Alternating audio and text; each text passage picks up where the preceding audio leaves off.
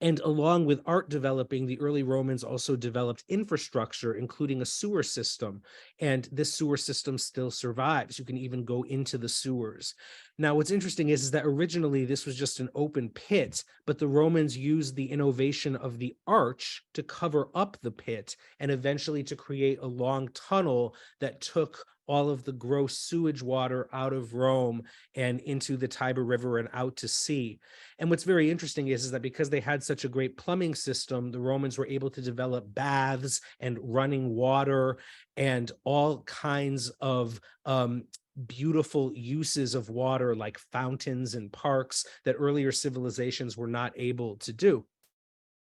And even today, you can still see these drains under the city of Rome. They're also evidence that the city is getting bigger, right? The reason that you need a sewage system is that more and more people are starting to live in Rome. And also, they're starting to drain out that swampy area under the hills that's going to become the center of the city, the Forum.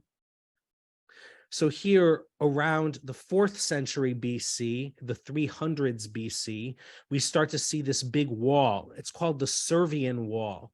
And that's because the Romans themselves weren't exactly sure how old it was. They thought it went back to the ancient king Servius.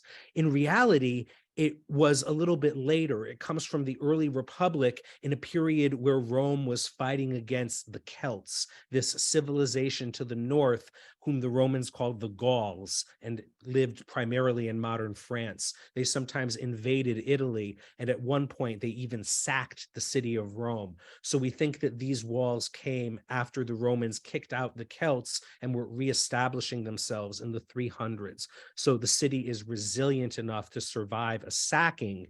It wouldn't be sacked, in other words, destroyed, for another 800 years.